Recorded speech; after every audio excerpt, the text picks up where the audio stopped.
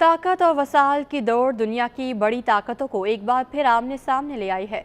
क्या रूस और चीन मिलकर नेटो ममालिक के लिए खतरे की अलामत बन गए हैं? क्या तीसरी आलमी जंग का खदशा है? क्या आर्थिक दुनिया के ताकतवर मुल्कों के लिए जंग का नया महाज बन रहा है? ये वो सवालात हैं जो मौजूदा आलमी मंजरनामे में उभर कर सामने आ रहे हैं। इस वीडियो में हम आपको तफसील से बताएंगे कि रूस और चीन ने अमेरिका समेत मगरबी ताकतों के लिए खतरे की घंटी बजा दी है। आर्कटिक का खित्ता कई नस्लों से दुनिया के लिए साइंसी तहकीक और पुरअमन माहौल का नमूना रहा है, लेकिन अब वहाँ सूरत हाल बदल रही है। यूक्रेन पर रूसी हमले की गर्मी अब दुनिया के शुमाली इलाके में महसूस की जा रही है। 3 बड़े आज़मों पर फैले इस वसी इलाके में 8 ममालिक और कुतुब शमाली शामिल हैं। यूक्रेन की जंग में रूसी सदर पुतिन नए इत्तेहादियों की तलाश में है और चीन उनके साथ खड़ा नजर आता है। जंग और पिघलने वाली बर्फ की वजह से आलमी सियासत में कशीदगी बढ़ रही है। इसकी वजह से आर्कटिक की बर्फ के नीचे दबे हुए मादनियात और तेल के ज़खायर पर कब्जा करने और वहां से नए समुद्री रास्ते बनाने के लिए एक किस्म का मुकाबला शुरू हो गया है। एक अंदाजे के मुताबिक दुनिया के तेल और गैस के कुल ज़खायर का 1/4 समंदर के नीचे है। इसके पेश नज़र तनाज़ा पैदा हो सकता है कि कौन सा इलाका किस मुल्क के कंट्रोल में है। 2007 में एक रूसी मुहिम ने बर्फीली समंदर में 2 मील गहराई में जाकर टाइटेनियम से बना रूसी झंडा लगा दिया था। इसके बाद उनके इस दावे को चैलेंज किया गया था, लेकिन कानूनी तौर पर दीगर ममालिक की तरह रूस भी साहिल से 200 मील के फासले तक समंदरी वसाइल को इस्तेमाल कर सकता है। शुमाली समंदरी रास्ता रूस की मैशियत और सलामती के लिए अहम है, क्योंकि ये आर्कटिक समंदर के मशरकी और मगरबी हिस्सों को मिलाता है। इसलिए रूस इस रास्ते को तैयार करने की कोशिश कर रहा है। इस मामले की एक वजह चीन भी है, क्योंकि चीन के लिए ये बहरे हिंद और नहर स्विस के रास्ते यूरोप पहुंचने के मुकाबले में छोटा रास्ता है।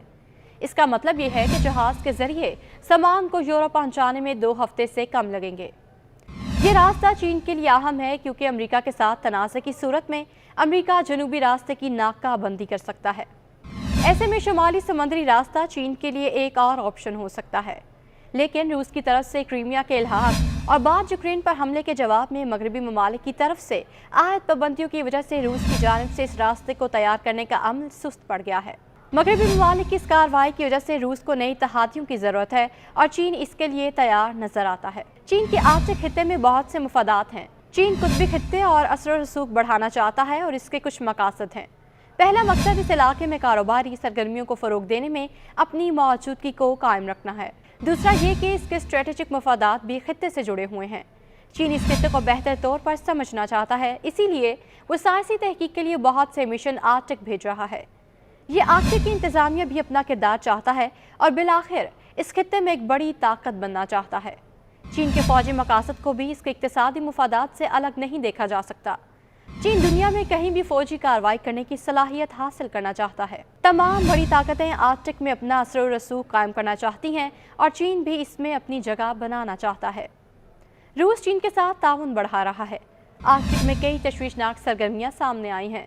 जुलाई में नेटो रहनुमाओं ने रूस और चीन के दरमियान ताउन को मद्देनजर रखते हुए आर्कटिक मुश्तरका दिफाई मंसूबे का ऐलान किया। रूस ने इल्ज़ाम लगाया कि नेटो ममालिक आर्कटिक को फौजी तनाज़े के करीब ला रहे हैं। यहाँ रूस, चीन और नेटो के कैंप वाज़ेह तौर पर आमने सामने आ चुके हैं। ऐसे में ये सवाल बनता है, क्या आर्कटिक तनाज़ात की आग में चल रहा है?